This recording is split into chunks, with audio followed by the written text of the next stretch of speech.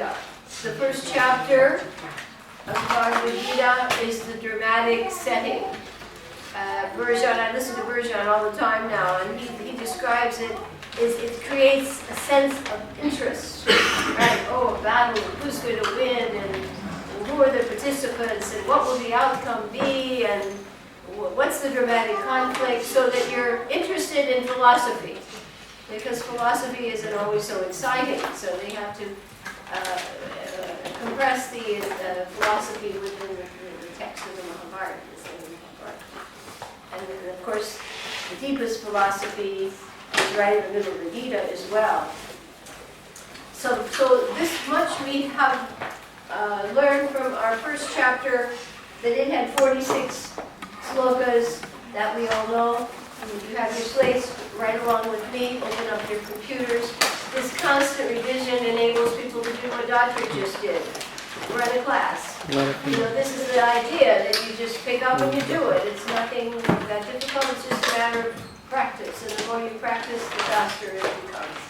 Practice is what gives you proficiency. All right, so this one, and if you recall, this one had 4 topics, right? 4 little dots. Right? There were 4 dots.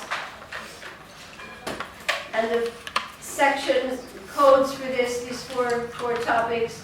The first one was war, right? And the signal was war. And the next one was victory, and the next one was Krishna, and the last one was Arjuna. These are the 4 topics, okay? And these were from 1 to 13, those slokas. For the first 13 slokas, we see here the lineup of the 2 opposing armies, the participants, and we hear the diplomacy of Duryodhana. And then the next one, victory, is from 14 to 20, at least in one section of the study guide. We see all the signs of victory, and this is actually interesting. It's a mental action in critical thinking, predicted outcomes. For instance, we know that if we go outside on a cold day without a hat, we may get a cold. You get sick. So it's a predicted outcome. So here we have, as part of our scenario, a predicted outcome right away. Signs. What are the signs of something's going to happen? So in our questions, we were finding that out. The conch shells, the goddess of fortune, Hanuman on the flag, the chariot, so many signs, Krishna's presence, so many signs that the Pandavas would be victorious. Plus we also know the influence of the holy place on the virtuous Pandavas, right? That's one thing I wanted to go back on this one, the setting of the war, that the fear of Dhritarashtra was of a compromise. He wanted them annihilated. He never gave an inch. He didn't want to compromise, and he didn't want the holy place to have an effect on his sons that would soften them. Because holy things do that. They make people soft-hearted. So that was the dramatic tension established in this first section, 14 to 20, the signs of victory. Krishna is Bhakta Vatsal. He appears here, and we have from 21 to 27 how Krishna's driving the chariot, and how he's serving. That this is the Lord's mercy. He's serving his devotee Arjuna. And chariot driver is not a highly esteemed position. They're not a highly esteemed position.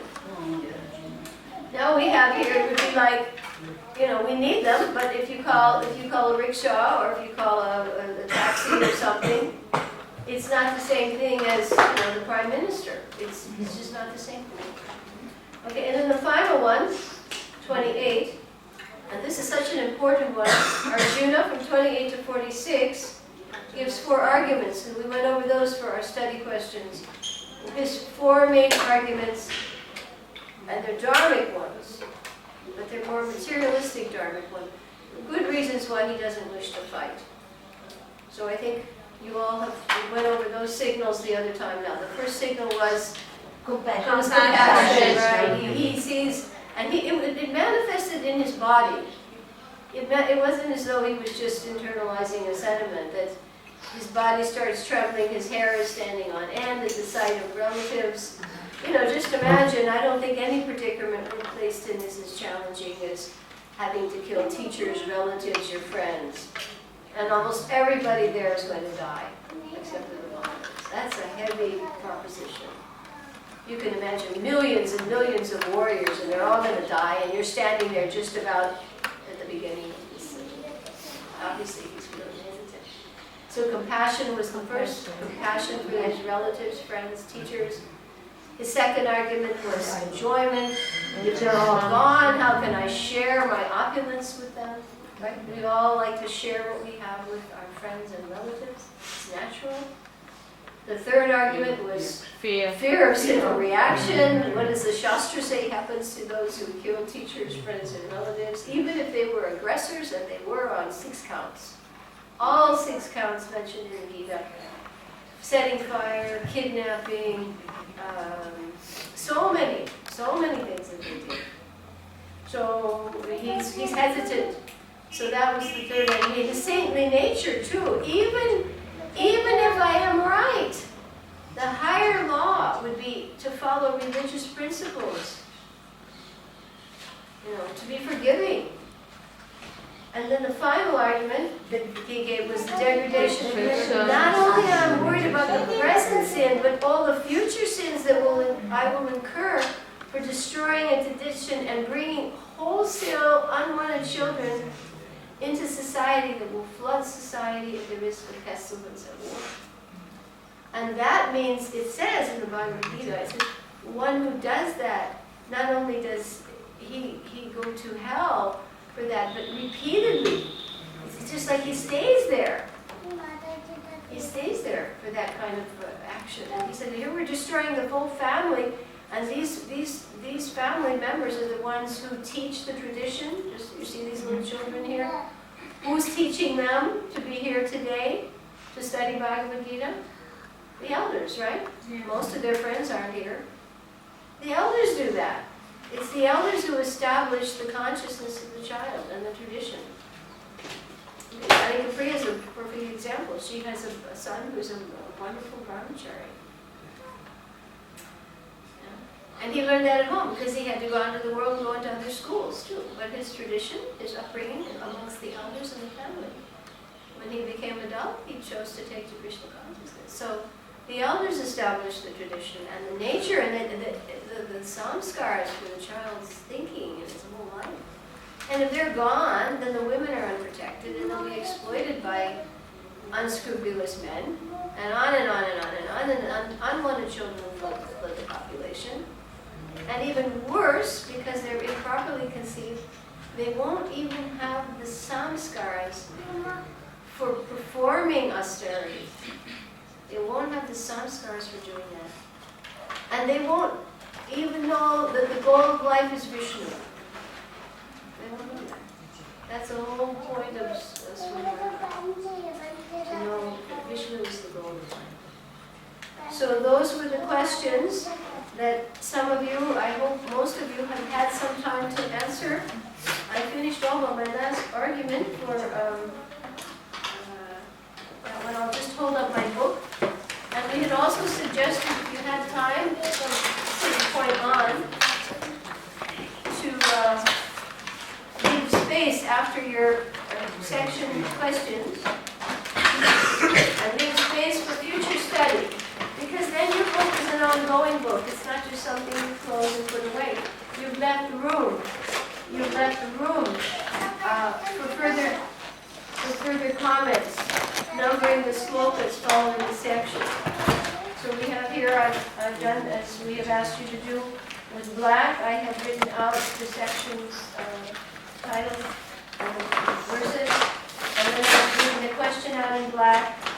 And I've also, in most cases, sometimes I forgot, gave the authoritative reference in black, just so those things stand out. Prabhupada said authority means scripture. Unfortunately, say people now feel authority means my opinion. He says, and then who are you? What do you know? But people will say, I think. But in the Vedic time, authority meant My opinion is based on Shastra. Sadhu Shastra. That is authority. That is authority. I've been listening so carefully now to Prabhupada's lectures on these slokas. So here I have lesson 1, 2, and 3, and 4. It's pretty lengthy. I didn't quite complete that the other night, but and then I need to leave the verse numbers free, so that can be, I can add to that. So how many pages do you have to leave? 5. Well, you leave whatever your numbering takes you to, right? Like if you end with, if your section, for instance, for the lesson 4 takes you up to verse 46, then what I do is I just start numbering, and I'll just show you. I'll go down here. I just left some space, right? And then when those numbers stop, and then you can even add some more there, so maybe you want to add some analogies. But allow this book to be a future book also, so you can go back and you can add more. You can add more. I, just out of curiosity, would like, if somebody would like to share with us anything that they have written so far. Pick one thing. Okay, you wrote one thing? All right, would you just like to read and you tell us? I just wrote the first question. Okay, so read what your answer was. The Bhagavad Gita is a perfect theistic science because it is directly spoken by the Supreme Personality of Godhead, Lord Shri Krishna.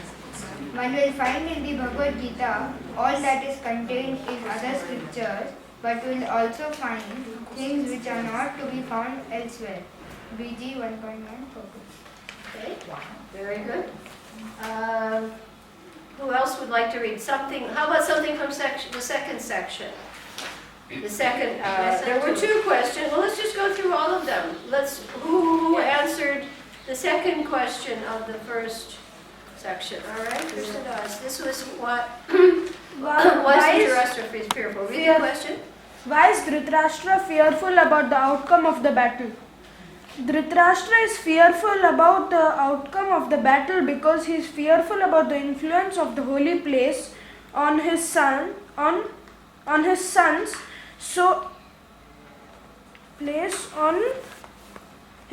and that they may compromise. They may compromise. All right, he's fearful of a compromise. And your reference? Could you reference? BG 1.1 purport. Okay, very good. This is ideal. And you notice both of the youngsters started with, this is a specific skill.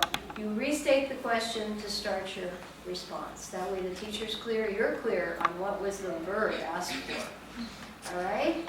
Let us now go to the second section, signs of victory. There were 2 questions, I believe, there. And who would like to read the response, short essay response for the second lesson, signs of victory? The numbers are a little different between the question section and the summary section, but it's nothing critical. So, Kamala, what did you read for question 1? State any 3 signs that point to a victory for the Pandavas. Sounding of the transcendental conscience by Arjuna and Lord Shri Krishna is one of the points to a victory for the Pandavas. 2. The presence of the goddess of fortune, whenever and wherever the Lord is present, she is also there, because she never lives alone without her husband. Therefore, victory and fortune were awaiting for Pandavas. 3. The chariot on which Arjuna and Lord Shri Krishna were seated had been donated by Agni, the fire god, to Arjuna, and is another point to a victory for the Pandavas. I just follow these 3 signs. Yeah, that's good. Follow through. Besides the Hanuman flag, which is on the chariot also, that is there, and besides the Kurukshetra itself is the holy land, and Lord Krishna's presence, obviously. So many signs of victory. Predicted outcome. And it's from Bhagavad Gita 1:14 purport. Very good, very good. I think it's amazing that all of you are taking this so seriously. You know, I had doubts as to when people would find the time, but I'm very enlivened because you're actually, by doing this, you know, you're actually doing a preliminary course. And then if you were to sit in a course, you would all have to agree the lectures would be suddenly they would blossom for you. They would blossom for you. You wouldn't be just struggling to catch, started to catch the idea, you would actually be able to really understand it more deeply and relish it. Relish it too. It's interesting, this morning Adikeshava stopped by because he also had ordered some of the boxes and they were from Prabhupada's house. And he was on his way to the VIG. And he said to me, he said, I can't believe the difference in my life now that I'm hearing Shastra. And he's a serious devotee, you know. Takes the pictures of the deities, takes care of Prabhupada's house, full-on brahmachari, whole family's initiated, father passed away auspiciously, you know, everything's, and he said, my God, what have I been doing with my life? So, you see, the more you study, two things happen. The more you become purified, and the more you know, but also the more of a taste you had. He said, I hate to say it, but he said, whenever classes are going to go on over there, I'm going to take them. And he said, I find I'm having even a harder time on my other services. I just want to hear all the time. Now this is positive. This is the goal, that you want to hear all the time. And he's serious. He's serious. So I think this will happen to all of you, that the more you know, this knowledge is transcendental. It has a spiritual potency. You will actually feel, as you're studying, you will feel an increased desire to know more, to hear more. Yeah. And that in itself increases. It's ananda buddhi. Ananda, increasing. It doesn't stop. You know, something comes on and you just like, wow, what did that say? And what was it? You know, unbelievable. And the other thing he said was, he said, and I'm so happy. He always was blissful. He said, but now I'm so happy. So, anyway, I hope this is an ananda buddhi hard enough for all of you. The more you hear, the more you know. All right, so let us take now, it was the second question in Signs of Victory. Who would like to share? See, look at all these people that are doing their homework. This is wonderful. Go ahead. Explain the significance of Krishna's name Hrishikesh in verse 15. On the battlefields of Kurukshetra, the Lord directly controls the transcendental senses of Arjuna, and thus his particular name of Hrishikesha. Hrishikesha means the honor of all senses. Very good. He directly controls them, and in proportion to, one other point you could add, surrender. Yes, in proportion to surrender. So, it's the more we surrender to Krishna, the more he personally takes charge of our life. And that we want, because our senses will keep us here. They will keep us here. If we act according to our senses, we have to be caught. And we have to suffer reaction, which means more bodies. But the more Krishna takes control of our senses, the more our activities are purified, the more they're transcendental, and there's no reaction. So surrender increasingly is the goal. Full surrender is the ultimate goal. Krishna takes full charge of the devotee. All right, that was the second question for the second section. Now the third section, Krishna as Bhakta Vatsal, and who would like to share with us what you found? Anybody want to read what you found? All right, what did you find about Krishna? Explain the significance of Arjuna addressing Krishna as Rishikesha in verse 24. Arjuna addresses Krishna as Rishikesha because as Rishikesha, or the director of the senses and mind, of every living entity, Krishna could understand Arjuna's purpose in placing the chariot in the midst of the armies. Okay, so yeah, he knows the mind as well. Because in the other one, he's directing the senses, but what's the real director of the senses? The mind. So he can predict what Arjuna is going to do. He's going to hesitate. And in other purports you'll find he knows, oh, you're going to hesitate here, and what kind of a relative of mine are you? So he's predicting because he knows the mind of everyone. Who would like to be, this is part 3, section 3, question 2. Who would like to share the response? Right up here. Explain the significance of Arjuna's addressing Krishna as Govinda in verse 32. The significance of Arjuna's addressing Krishna as Govinda is as follows. Krishna or Govinda is the object of all pleasures for cows and senses. By using this significant word, Arjuna indicated that Krishna should understand what will satisfy Arjuna's senses. Right. And then there's a little bit more though. What is the goal though? Did you catch that one? Yeah. That he's arguing, you're Govinda, you satisfy the senses. So what happens if the living entity wants to satisfy his own senses? Yeah. If he satisfies Krishna's senses, Yes, he's got then it he wrong. will be happy. He's got it wrong, right. Right, you give me pleasure, you should satisfy my senses. But that's the conditional mentality. The conditional says, he goes to Krishna, Krishna, give me this, give me that, give me that, give me this, right? They go to all the temples in Vrindavan. I want this, I want that, I want that. But the real understanding, if one wants to be happy, is what do? We satisfy Krishna's senses, and then our senses are automatically satisfied. You can't bypass Krishna. Right? Like they always give the example, if your hand tries to eat the rasgulla, it won't have the ability to eat a rasgulla. It has to cooperate. It has to be a cooperator. And put the rasgulla in the mouth, and then the digestion will give the energy to the whole body, including the hand. So if you have time, you can add that point there, because that is the real understanding is Krishna, obviously you have to buy my argument. You're Govinda, you have to satisfy my senses. But that will come by when Arjuna satisfies Krishna's senses, then he will be happy. Yes. Today I was hearing that how much you give to Krishna, that much he gives us back. And how much you hold back, that much he holds back. Oh yeah, it's proportional. If you give 10%,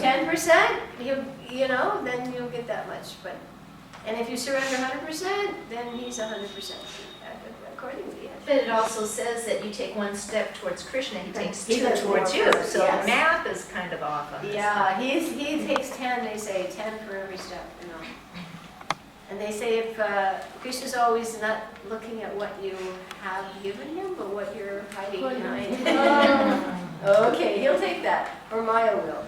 Whatever you don't Krishna give to Krishna, Maya will take it, if not today, at the time of death. So there's no point to holding back. It's not in your good interest to hold back. It's in your interest to give 100% to Krishna. Alrighty. Those are the two questions, and now the final section was on Arjuna's doubts, and there are two questions there. Would somebody like to share the answers to those two questions? Tree? Okay. What is the significance of the word Varnashakara?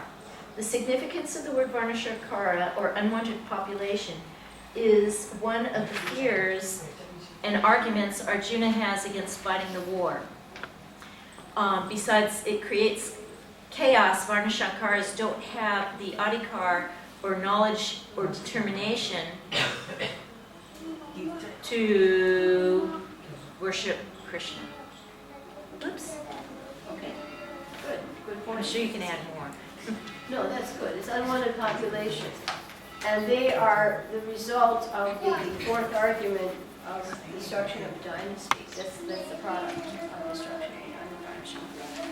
So it's a very significant thing because the happiness of society is dependent on good population. Does that make sense? If society is flooded with rogues and thieves, will it be a happy society? Will that society know the goal of life? No. So in the Vedic time, the goal of life was worshiping Vishnu and attaining spiritual perfection. But the goal of life in a materialistic society is enjoy to the max. It doesn't matter who you harm. You do it if you want. It feels good. And there's no God, and I'm God, and whatever I do is okay. That's materialism to the max. So that kind of a society, can that kind of a society be a happy one? No, look around. People are miserable. And they're trying to do the very thing, more and more sense gratification, which is destined to bind you up more and make you more miserable, and degrade you. It degrades. So that won't work. So it's Varna Shankar is a serious thing, and the whole world is pretty much that. All right, second question. This is a big one. We'll see somebody else hasn't had a chance to read. Summarize Arjuna's arguments thus far. All four of them. So somebody want to make a summary statement on that one? Okay, Krishnadas? Summarize Arjuna's arguments for not fighting so far. So far, Arjuna gave 4 reasons for not fighting, which are: first, compassion. Arjuna, being a soft-hearted devotee, became overwhelmed by compassion on seeing friends and relatives in a fighting spirit who were to be killed. Second, enjoyment. He argues how can he enjoy when there is no one to share his wealth with. Third, sinful reactions. Arjuna is afraid of the sinful reactions produced by the killing of elders, teachers and relatives. And last one is destruction of dynasty. He tells Krishna that when the elders are killed, family tradition will stop and then irreligion will predominate in the family. Then the women get polluted, causing Varna Shankara. And Varna Shankara causes chaos in the society. All of them very, very powerful reasons. BG 1.28246. Okay, very good. This is amazing. I didn't expect so many people to be Those of you who haven't done this, maybe you'll feel inspired to try because you benefit so much. Do you not benefit by actually reading the purpose carefully? Coming up with your responses. All right, now what we will do is we will give you, on the slates, we will give you the structure of chapter 2. We will read those study questions and we will reference where we can find some responses for that. So you get at least a good start on that. So on your slates now, you have a little study questions.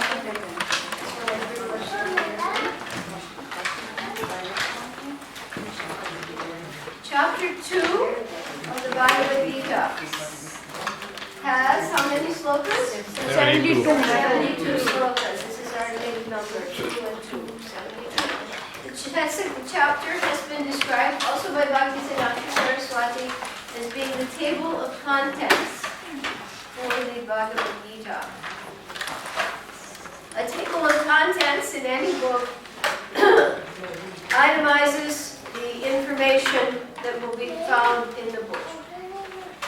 So in the Bhagavad Gita, chapter 2 gives us 72 slokas in which we will have an outline and an introductory explanation of all the topics that Krishna will discuss in the Bhagavad Gita.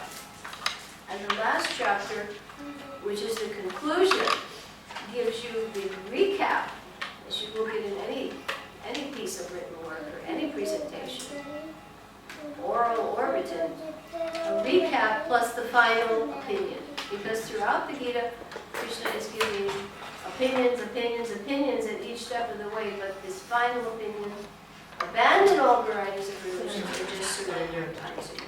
I shall protect you from all sinful reactions and not fear. So here we will be getting the table of contents for the entire Gita. And we have in this section 5 breakdowns. So now we have 5 breakdowns in this part. Is there any map for chapter 2? Mind map. Mind maps, I actually have, I have to have more photocopied. Next time we will get my complete mind maps. If you have 1881, you can take a look at the general mind map. I have very complete ones for chapter 2.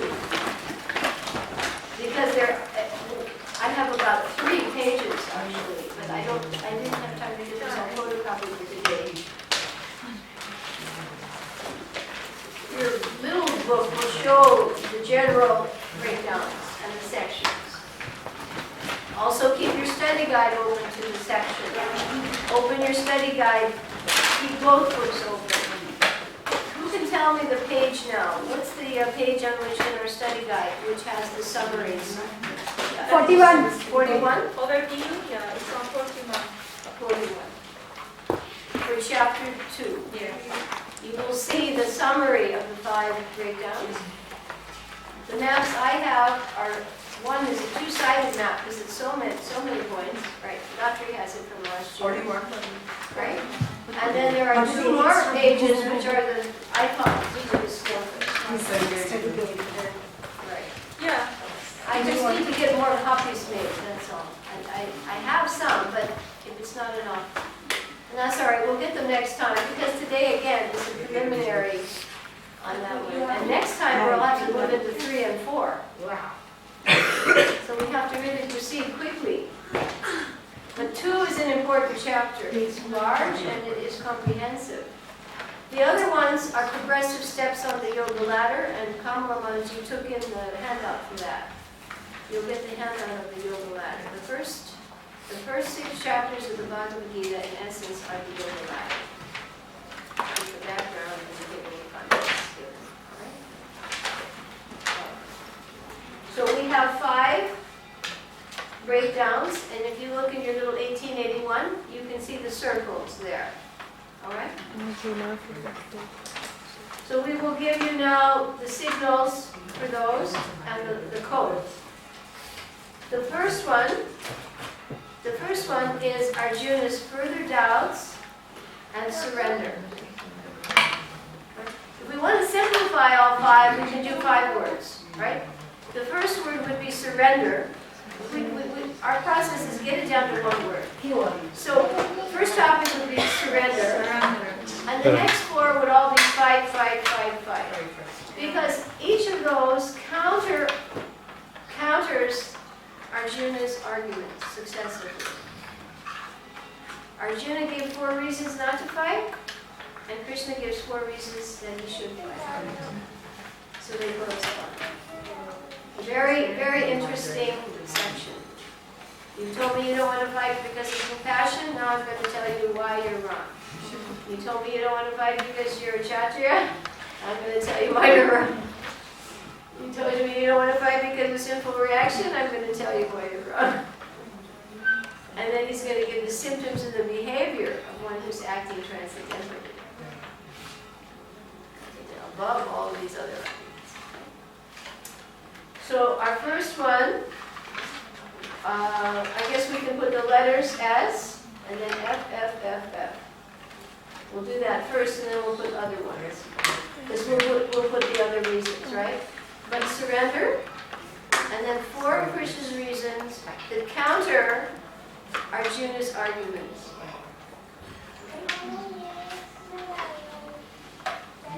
Now we'll put some more details here.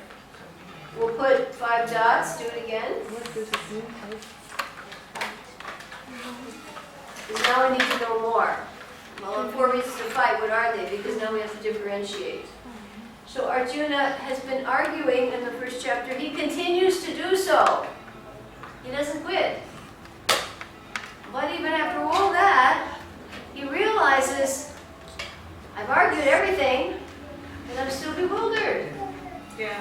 This is the nature of the material world. It's bewildering. Everybody's, should I do this? Should I not do that? Should I do it? Should I not do it? Should it? And he realizes he's just exhausting himself. Okay, Krishna, I surrender. You tell me what to do. You know, he's just struggling like anything, but his own arguments don't even convince him. So that's to tell us something.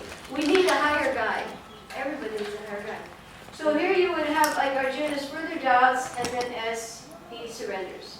Okay? Arjuna's further doubts, and he surrenders. And this is verses 1 through 10. When we go to our slokas, 1 through 10, you see he continues to argue. And then in verse 7, he surrenders. In the next 4, we have 4 main arguments. We will put a J for Gyan. Gyan. Knowledge of the soul. Gyan means the ability to distinguish between matter and spirit. That is Gyan. It is not how to operate a computer.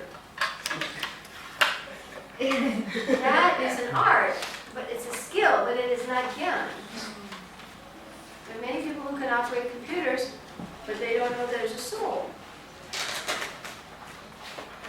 So they're actually, all material knowledge is often called agya, asat, temporary. It's temporary knowledge. It's a practical, how to operate something. But that is not a very high level of understanding. So Gyan is your second dot. Then the next one is KK, Karma Kanda. I act, but I act with a desire for the results. Karma Kanda. And I do it according to Shastra. I follow Shastra. There are many people who act and they want the fruit, but they don't follow Shastra. That's below the yoga ladder. That's animal life. Most people, they don't even follow Karma Kanda, really. There's prescribed ritual ceremonies for the desired goal, either in this life or in the next. So, Gyan, then Karma Kanda, according to Shastra. Then the next one is B, why? But it's not Bhakti Yoga, this is Buddhi Yoga. Buddhi. Now, I got a clear understanding, I've been listening to Purushottam's lectures on this time and time again. Buddhi is the combination of Gyan and Karma. This is interesting. That you act, apparently, you're still acting in this world, but the consciousness is different. You're actually not even taking the understanding that you're beyond awareness even in the body. Very high platform. Buddhi is you're acting, but there's no reaction at that level. Subtly or grossly, if you want the fruit, you have to take the reaction with it. Oh, I did this, or I did that, or I did this, or I did that. Even the subtle level, the fruit has to come. Because you're still misidentifying with the body. The Buddhi is very high state. And if one is acting on that level of consciousness, there's no reaction. So for those of us who are aspiring devotees, we should understand these platforms of consciousness because you should at least theoretically know it. Because if you don't, you may think you're free of reaction, but you may not be. Right? You may think you're free of reaction. So we have to know what's the description of wanting Buddhi. Am I there? I don't identify with the body or the mind. Very nice state. So we can understand that we are still being influenced by the material energy state. The final state, we put SP, like Srila Prabhupada, Sthita Pragya, being fixed in consciousness, one point, fixing consciousness on the Supreme, fixing consciousness on Prabhupada, his instructions. Again, I keep pointing things I heard Purushottam say. He says, how can one who's not in Buddhi be fixed? He can't. So how does he do it? You're fixed on the order of the spiritual master. Oh, brilliant. Because then you are not dictated by your senses. Otherwise, your senses will say, but I want to do this. But I like that. But let me go here. You will be driven by your senses. The dictation of the senses and the mind. The mind will figure out how to satisfy the senses. The senses will desire. The mind is there to help you figure out how to do it. And your mind is here and there, and your mind is out of control. Your senses are out of control. And you're making more and more bodies. Like seeds. Bags and bags of little seeds have to fructify. And what is the result? Birth and death. Repeatedly. So if you can't act on the platform of Buddhi Yoga, because you're already transcendental to the material, how do you do it? You follow the order of the spiritual master. At that point, your intelligence is fixed in the Paramatma. And Prabhupada is the Paramatma. He's the external manifestation of the Paramatma. I always got that realization when in the temple I see people offering in the big festivals hundreds of devotees packing the court, they're all in the province of Vyasasan in the courtyard. And you see the Russians and the Chinese and the Australians and the Americans and the Indians from all over India. How could one person relate to all those different kinds of karmic packages? He has to be on the Paramount platform.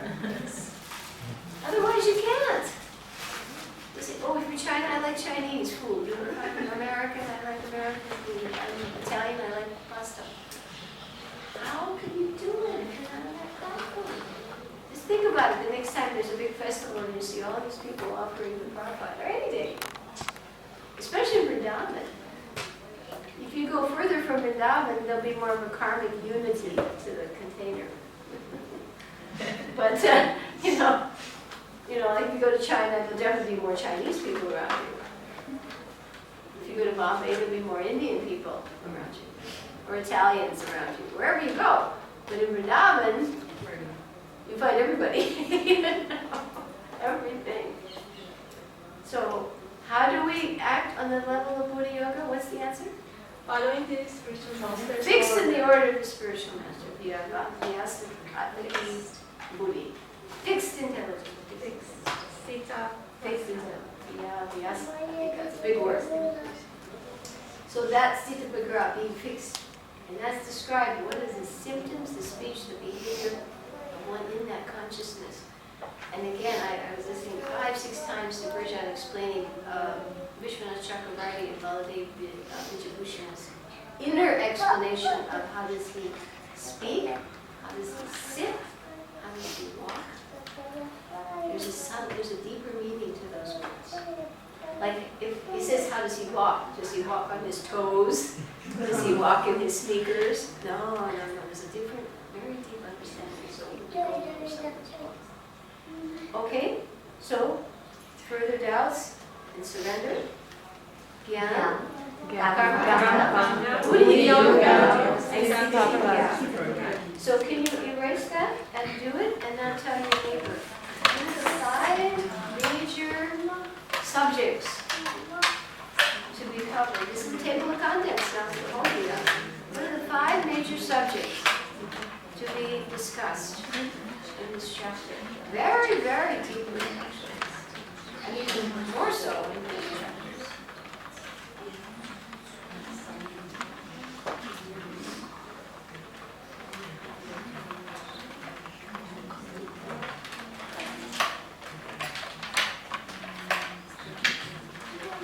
After you've done it, please check for correction with your neighbor and take a moment to repeat to your neighbor the 5 major sections of the 2nd chapter of the Bhagavad.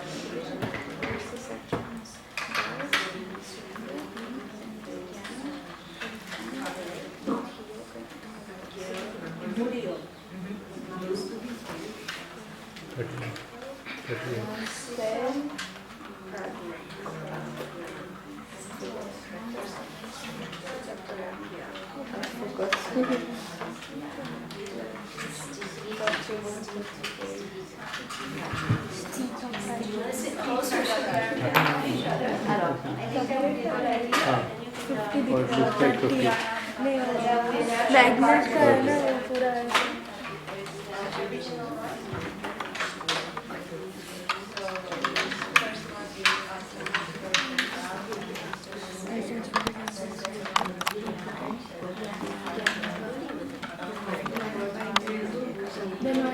you can,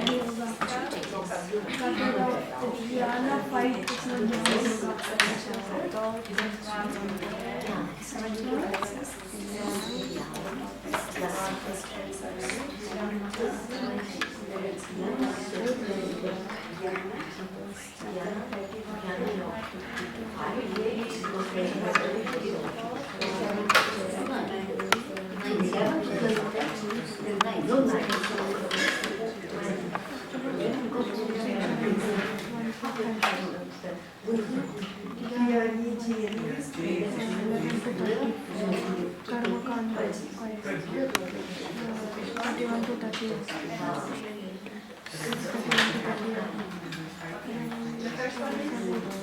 17. 58, 39 to 53. Sthita Prajna, 54 to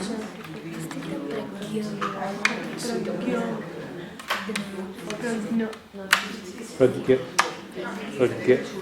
Maharaj was telling that only, na? South India may we tell Gnya and North Indians tell Gya. Andhra Pradesh. Not Andhra Pradesh, South India. That's why, na? I asked him, what did he say? He said Pragnya. He said Pragnya.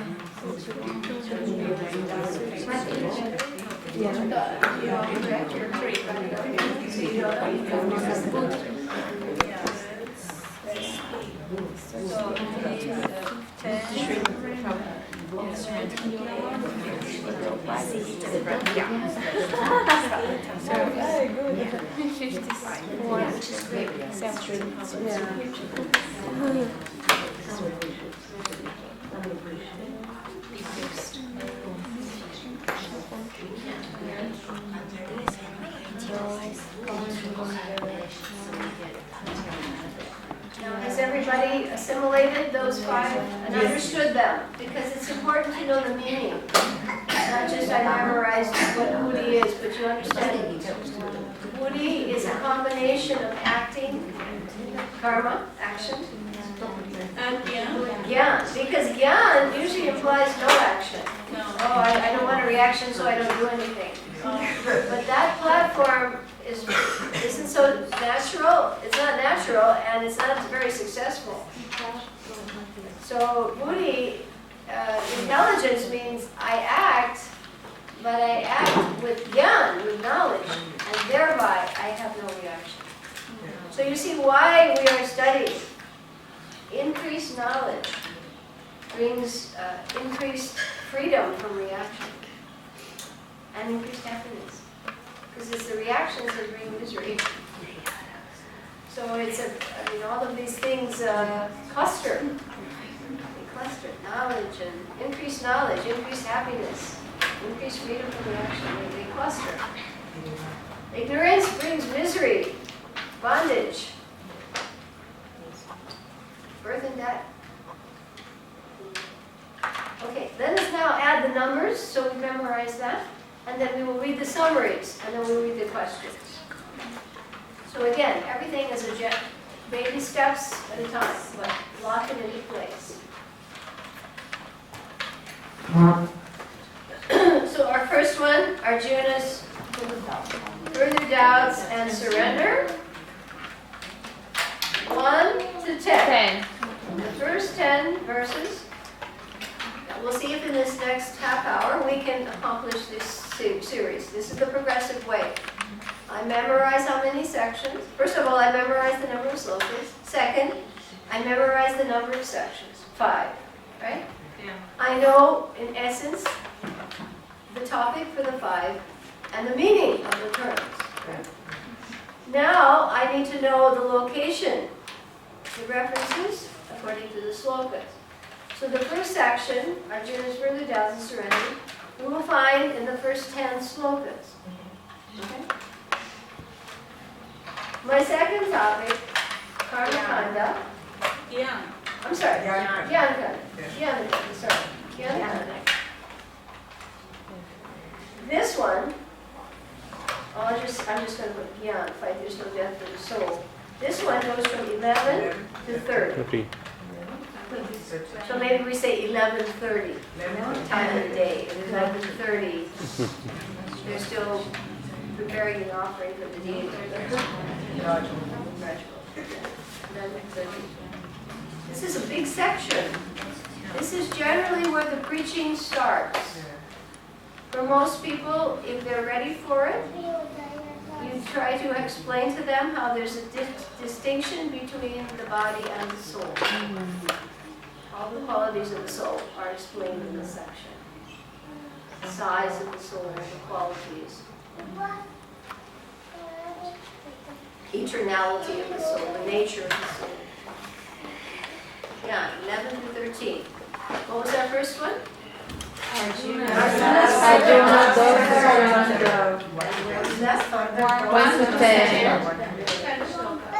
Our third section is Karma Kanda, and that starts off with the last one left. 31 to 38. 31 to 38. This is the counter argument to the argument of enjoyment. If you fight, win or lose, you win. You gain. You gain enjoyment. This is according to Karma Kanda, the codes followed for fighters. Actually, today warfare doesn't follow codes. It doesn't follow codes. Again, I was listening to Prabhupada this morning. If there are two, according to the codes for fighters, Kshatriyas, if one Kshatriya drops his arms, the other one has to fight him on the same terms. He can't say, oh, I got you now, you're in a weak position. That is not the code. Or, oh, I drop a bomb on a whole city. And I stay behind my desk and I operate the bombs. That is not the code for warfare, according to Shastra. Those generals were out front. And they fought until death because they understood the results of fighting, and that's explained in the Karma Kanda. If one fights and he dies for the right cause, for the rightful cause, he goes to the heavenly planets. And if he wins, he gets the kingdom. But he can't leave the battlefield a loser. He either dies on the spot or he wins. And that's the way they work. Those are the codes according to Shastra. Quite different now. They don't follow codes. And they'll declare war for aggressive reasons, not for enforcing religious principles.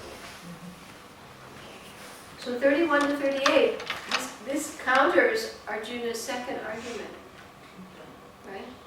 The second argument was, well, I want to enjoy the kingdom and share it with everybody. If you win, you enjoy. If you lose, you go to the heavenly planets. If you win, either way, win-win. Win-win. Okay. Next one.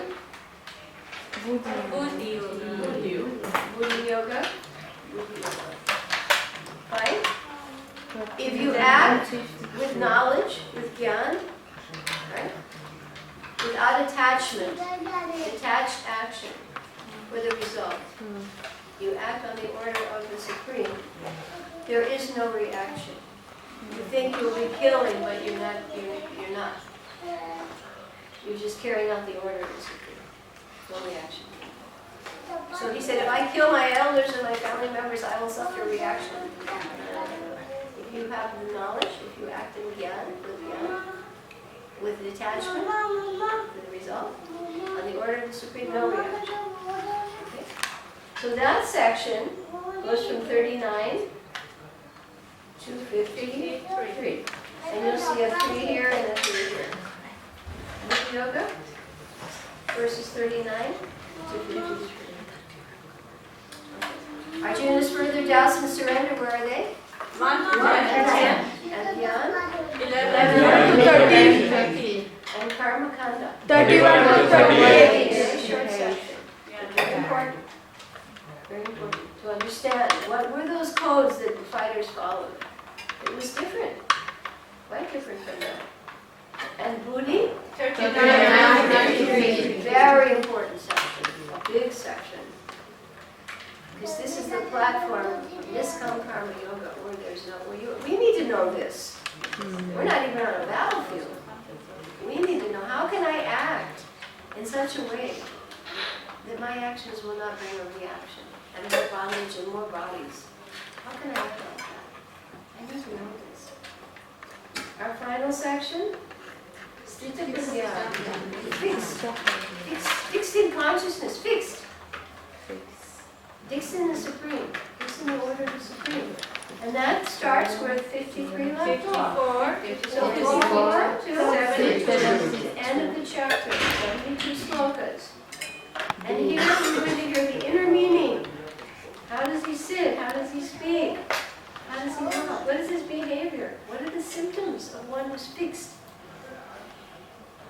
in transcendental consciousness. Because a person is known by his symptoms, right? And I can refer to a verse that said, if you know a person's a famous singer, how will you know? Because of the way he sings. So how will I know if a person's transcendental? So many times people who saw Prabhupada would say, just the way he walked, just the way he took prasadam, just the way he did everything. This was not a person of this world. Everybody who saw him would say the same thing. Even people who never surrendered.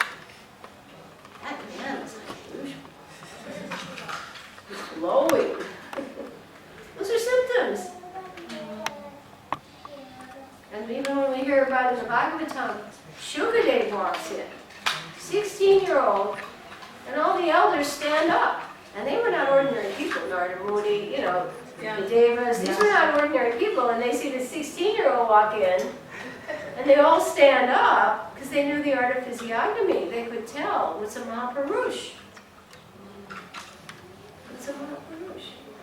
Long arms, bluish body, lotus eyes, somebody walks in here like that, you're all like, whoa, different species, right? Different species. You can tell. So there are these gradations of beings according to their spiritual elevation.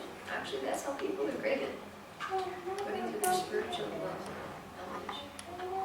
Okay? So now you want to quickly turn and tell your neighbor what are the section numbers for these sloka numbers. Very important to know this, because this in particular is a very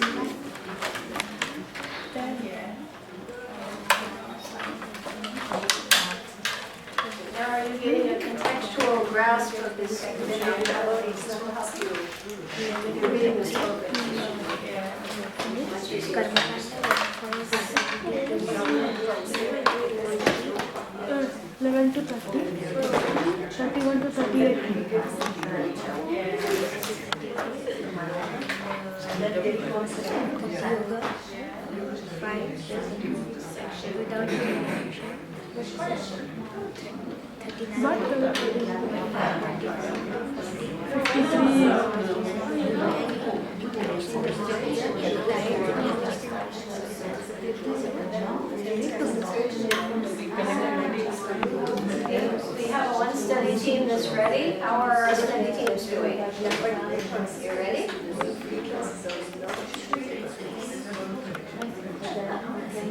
Are you keeping up with the flow here? This is good. This is serious now, actually. I see. At first I thought maybe some people find this intimidating, but actually you're in line. This is interesting, You're in line with we've done the preliminaries, so now you find the more you study, the more enlightened you are. Mother, I did not go home and then come to to you, yes. We have the materials out, because what we're trying to do is give people, not to inhibit you, but to give you a very structured way to do things as effectively as possible, and have materials set up in such a way that you can add to them in the future. You can go back and add more, and oh, now I have done this, now I can have this point, or these analogies, or this information. Maybe it sounds different. We could give them more.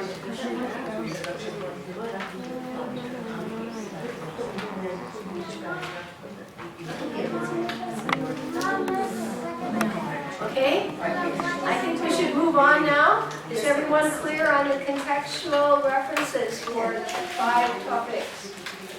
Where we are in the 2nd chapter of the Bhagavad Gita.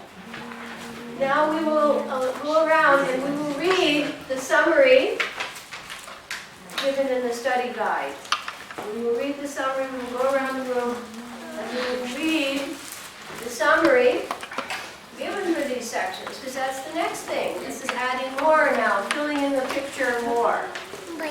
We always give the analogy of a tree. We make the trunk, we put in the main limbs, then we add the twigs, and then we fill in the leaves. Which page number? 8241. Oh, Summaries.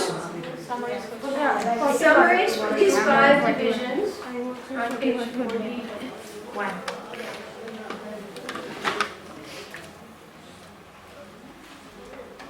Chapter 2, and do you have that? You want to read the introduction statement there. There's under chapter 2. There's a paragraph there that summarizes. This chapter teaches. Okay, this chapter teaches. Does everybody follow? And remember, a simple study skill, it's at the end of your arm, is your hand.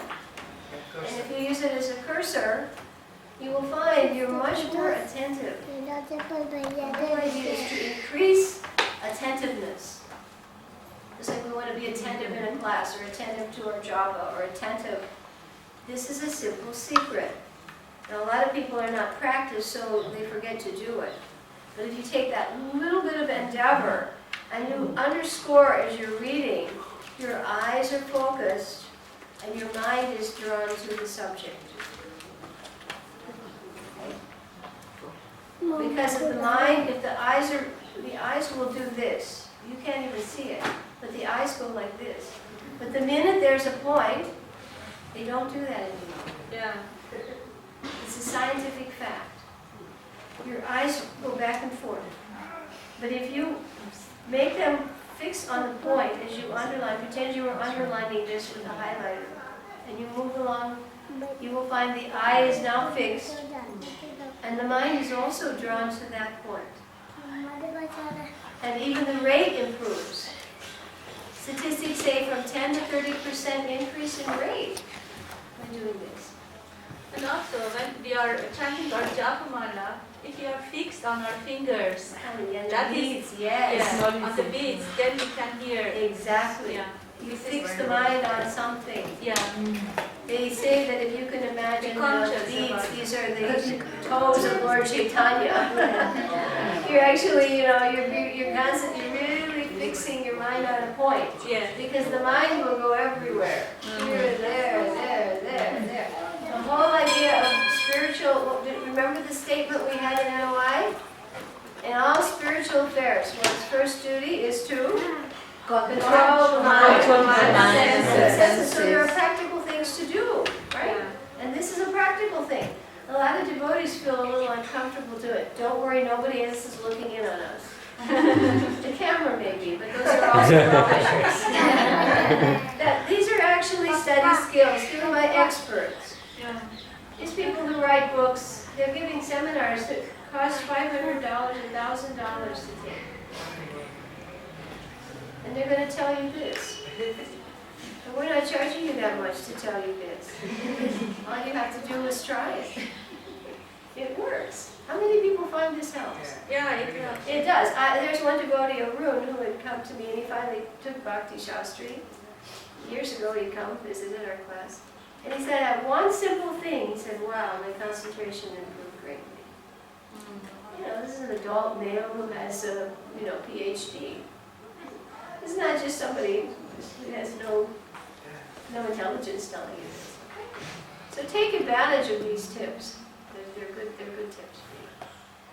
Okay, so go ahead. Yeah, this chapter teaches self-realization by an analytical study of the material body and the spirit soul. This realization comes when one works without attachment to motive results and is situated in the fixed conception of the real self. Okay, now remember our process in reading. Go through this, and you may want to put them on your slate. What are the key words? Because you've read it now, but your mind is so busy thinking about the whole thing that you may not have extracted the highlights. So go through this now and see what words you think are critical. Yeah, say so. You can try it. I want you to just do it on here. You can try it on your slate. You can write a letter for the word. But if you had to pick 5 words or 6 words that you felt really helped you grasp what you just heard. Because I bet if I asked all of you to tell me, don't look at the book, you probably couldn't. You probably couldn't.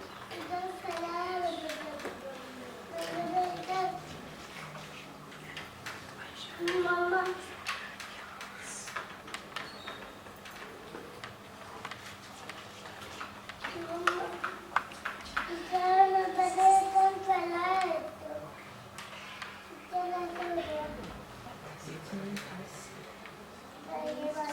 Because remember, this is a summary statement for the whole chapter. So it's going to say a lot.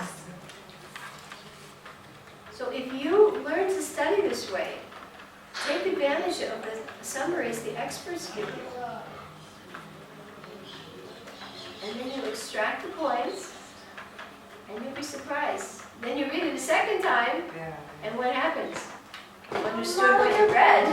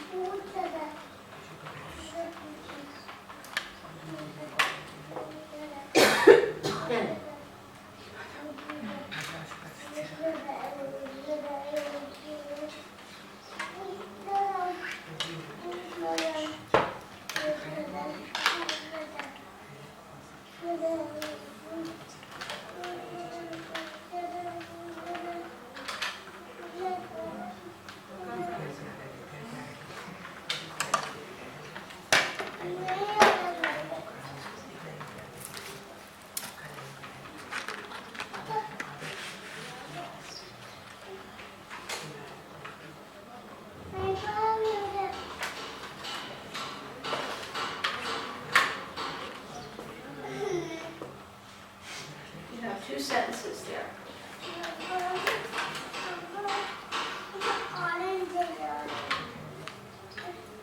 Okay? Everybody go around and give us one word that you thought was important. Only one? One word, just one. Okay, we'll start here with, she's busy. Okay?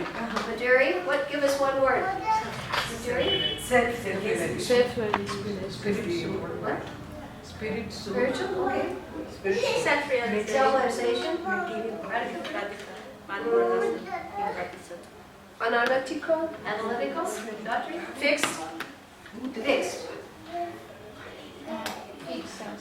Teaches. So,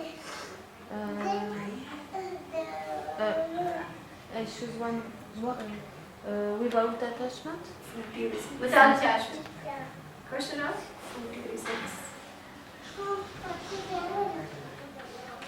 Self-realization. Self-realization, another one? I choose Self-realization? Self? Okay. Self-realization. Okay, so that's an important word, self-realization. That's what we're trying to do. And what does this chapter do? It teaches self-realization. Is that important? Yeah. Yes. Teachers. And how does it do it? By Analytical analytical study. Of what? Material body, material body, and the soul. So now you pretty much got the first sentence. Yes. This chapter teaches, right? Right, teaches, right, realization by analytical study of material body and spirit soul. You can almost repeat it. Yeah. Then the next sentence. How does this happen? Attachment to the fruit of That results. sounds good, but how do I do it? So, And then this realization will come when I do what? Fixed I work without attachment and I remain situated, fixed in the real self. Now you can probably now pretty much repeat that statement, right? Could you have done it before if you read it? No. You can't do it. But now you can do it and you probably understand. Yes. So somebody said, what's chapter 2 about? Self-realization. Self-realization. Analytical study of the body and soul. This realization comes about by working without Without attachment to fruit of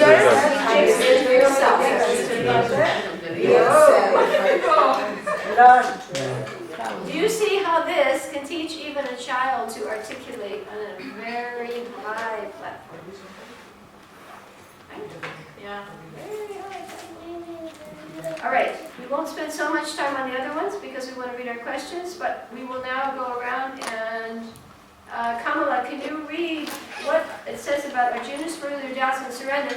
And as she does, try to jot down the points on your slate that you think will help you. Go ahead, tell me. Indecision. Okay. Yeah. Indecision. Arjuna is confused and undecided what to do. Krishna chastises Arjuna for his stance of non-violence, calling him important and non-Aryan. Arjuna again argues that it is sinful to kill his superiors, but then realizes he is confused and has been acting in a miserly way. Miserly way. He therefore surrenders to Krishna and accepts him as Guru, thus changing their relationship from friendship to Guru-disciple. Okay. So you all quickly, I hope you picked out some words that help you remember this one. All right.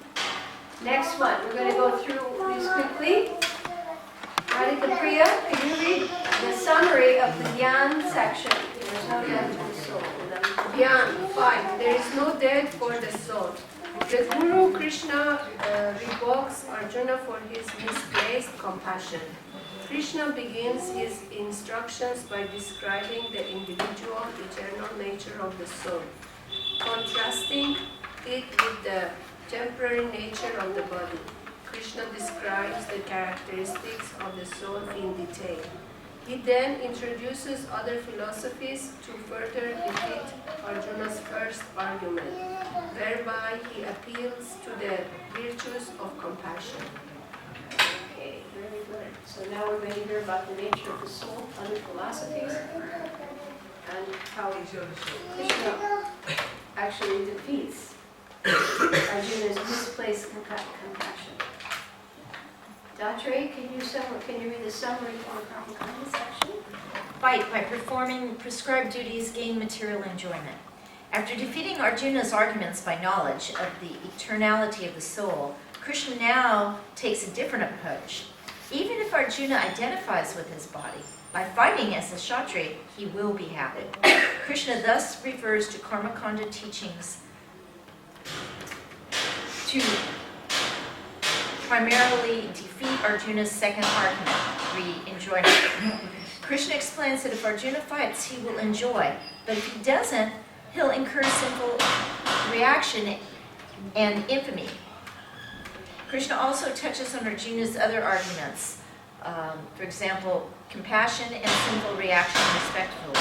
Verse 32 speaks of the gains Arjuna will get by fighting, and verses 33 through 37 describe the losses he will incur by avoiding his duty. Okay. So now we hear the reasons that we must fight, even in the material conception of life. is the one we say, well, I don't believe in the soul. So now we have an argument based on the material conception. All right, and Gaurani will now read the section on Buddhi. Buddhi Yoga fight, but without any reaction. Krishna changes the topic from jnana and karma to Buddhi Yoga, working in devotional service, with fixed intelligence and detachment from the fruits of action. Karma and jnana are combined together to engage the transcendentalist to work with knowledge. One important theme in the Bhagavad Gita is the question as to whether to renounce work and use one's intelligence to discriminate between spirit and matter, or to work without attachment to the fruits. These questions will be asked by Arjuna in the beginning of the third, first, fifth, and eighth chapters. Krishna gives a brief explanation of Buddhi Yoga, working devotional service without attachment to the fruits. Krishna also shows how attachment to sense enjoyment and material opulence, as given in the Karma Kanda section of the Vedas, is an obstance to determination in devotional service. He advises Arjunas to transcend the Vedas by performing prescribed duties in devotional service without attachment to the fruits. By devotional service, one becomes indifferent to the Vedic rituals, gains freedom from sinful reactions, attains liberation from the circle of birth and death, and goes back to Godhead. Lord Krishna thus defeats Arjuna's arguments for fear of sinful reactions. So this is a very large section, many points, even in the summary. Okay, and Sylvie will read us the summary for Spiritual Prabhyam. Type become fixed in Krishna consciousness. After reading Krishna's description of devotional service, Arjuna inquires how to recognize a devotee.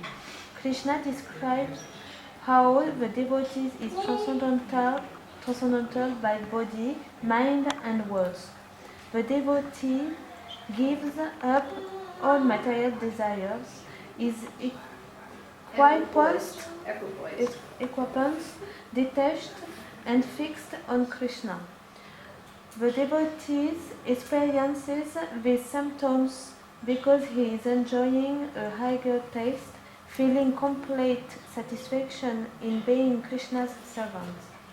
In contrast, a person who allows his senses to go out of control by contemplating the sense objects loses his intelligence and falls down. Krishna therefore advises Arjuna to control his senses by following the regulative principles. By so doing, he will attain the mercy of the Lord and be happy. This second chapter is a summary of the whole Bhagavad Gita. In this chapter, Karma Yoga and Jnana Yoga have been clearly discussed, and a glimpse of Bhakti Yoga has also been given. Can you see how valuable the summary is? Yes. And can you see how if you take a little time to analyze the summary, how you can pretty much give us, if you had to write a paper, you could probably write a very good paper on a test, summarizing Krishna's 4 arguments as how they defeat Arjuna's 4 arguments. That's one of the test questions that often given. How does Krishna defeat the 4 arguments? Now let us quickly, I just wanted to show you, by the way, there is a chart for chapter 2 in the back. You've heard reference to this in the summary. The fall down sequence beginning with contemplation.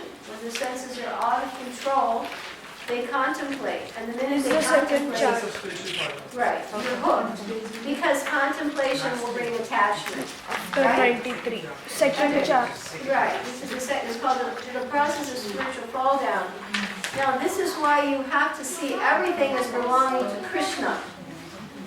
Because if you, it's in the back section of charts, if you see something and you don't identify it as this belongs to Krishna, if I have anything to do with it, I have to use it in Krishna's service. That is the only safe contemplation. Because otherwise you see something and you become immediately, the contemplation, oh, I wish I had that. And then the mind will figure out how to get it. And then you see the whole sequence. If you get it, you increase greed. If you don't, you incite anger. So this is the whole series of what happens. Contemplate, and it can be negatively. I hate that. And then you'll be more attached to the thing you hate than the thing you like. It's a stronger thing. And they're both inverse. And attraction and repulsion, one thing you may love one day, the next day, how did I ever like that? So you see the danger of thinking of anything except something transcendental or its transcendental application. So here, contemplate, then I become attached, and then I want it, lust. And if I get it, I become greedy for more, which only increases the frustration and the bondage. And if I don't get it, anger. And then delusion, and then bewilderment, you've really lost it. Then you lose your intelligence, and then you fall down to material. So this is a very important sequence, and you'll find that there. What is delusion? Delusion. You're deluded. It's a lot like bewilderment. I should look up the exact meaning of the two. Deluded. It comes before bewilderment. Basically, you've lost your ability to discriminate. All right. So now it's 5, but I want very quickly for us to turn to the questions really fast. Page number 82. 82. And you already have it. Rasamrita, would you read the first one that's refers What to? words does Krishna use to describe Arjuna's compassion? Very good. You'll read the Sanskrit, and you'll read what they mean. There are many words. The first question will be exactly what words does Krishna use to describe it. He actually switches from friend to guru here. Because he's not polite anymore, joking. Very heavy, critical. Very critical. How has this dirt come upon you? Weakness of heart, petty. Petty, weakness of heart. So here, Mataji, we have to just indicate the word, or we have to give a sentence? You should give the Sanskrit as well as the English translation. Oh, Yes. Sanskrit and English. Yes. Yes, very For important. the words. Yes, both. Okay. Weakness of heart, petty. Dirt. Where is it? An Aryan. This is not the way an Aryan speaks. Aryans understand the purpose of life and the difference between the body and the soul. You're like a Shudra. You're lamenting. God, here we go. Okay, next one. Next question. Summarize the main point of verse 2.7. Right, summarize the main point of the purport to verse 2.7. And 2.7 is the verse in which Arjuna surrenders. Okay, the next question, lesson 6. What exactly? All right, let's have Kamala read that one. What exactly does a bandita not lament for? How would a devotee react to death in the family? So here we get a practical application. What's a pandit? We'll hear this in NY. One who's learned it, and One one who who's is not. learned is not lamenting for the body which is dead or alive, because this body is somehow to be. Right, you'll find the answers to these, but these are now the questions you'll have to deliberate upon. Radhika Priya, can you read the next question?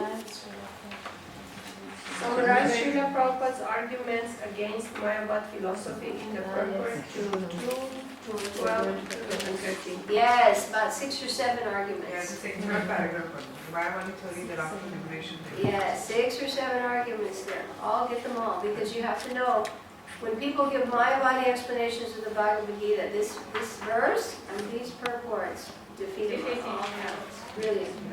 Gayatri, can you read the next question? Explain the analogies of the surgeon and the justice of the peace. Right, these are 2 analogies to explain, all right? We're just reading the questions now, okay? And next, Gauri, next question. Why is the soul described as amazing? Yes, there are 3 or 4 reasons why it's amazing. Well, I'm sure there are more. Different reasons why it's amazing. Next, Sylvie, next question. Why does battle bring pleasure to a Kshatriya?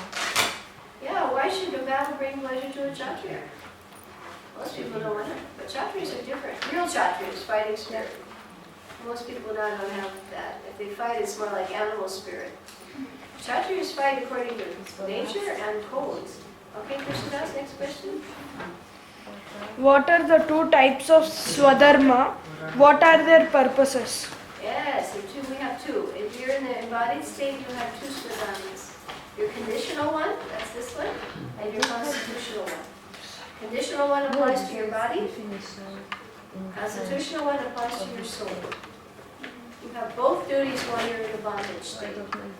In the liberated state, you're just performing duty on the soul platform. Okay, next. What is Vyavasatmika Buddhi? What is Vyavasatmika intelligence? Yes, one-pointed. This is the one that Prabhupada went to the West on, this sloka. He went to the West on this curse. Okay, and the next one, Neela? What is the relationship between the Vedas and Krishna consciousness? Yes, the Vedas and Krishna consciousness. The Vedas are actually mostly Manatana. So that's a good one. And next one, can you read it? Explain the Analogy of tortoise. and many Similarities, right. metaphor and transmission. Right, we're going to hear about a tortoise and how the devotee is as a tortoise. And then the next one, What is restriction from sense gratification by rules and regulations compared in the purport to the higher taste was for whom as such restrictions useful? right, in other words, restrictions. And how is this compared to the higher taste?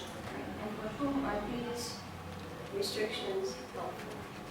Okay, and then for Gopi. Yeah, how does one avoid the sequence of fall down in verses 62? Okay, this fall down sequence, we just saw the chart on that. And Kamala, the next one? What does it mean to become desireless? Desireless, all right? Because desireless is not really possible. Okay, and are we still in that chapter too? No, that's over. Yes. But you, I think you're going to really get a good understanding of the Bhagavad Gita after this chapter. We'll be going over these next time, your answers, and we'll be trying to go into 3 and 4 so that you can really get a good understanding of those. February is a short month. Time goes quickly. But I think you're finding your time is now being properly utilized. Okay? So please stay seated and please no talking. It's hard for me to speak above you. The first thing you do is not move. And the second thing you do is not speak. And the third thing you do is you quietly pack your things into your bag. If you do those 3 things without moving. I used to have one advice from someone that said, stand in one place and do as much as you can in one place. And then we start moving, our energy becomes dispersed and our mind has changed. So if you stay in one place and you think, how much can I do in one place? You'll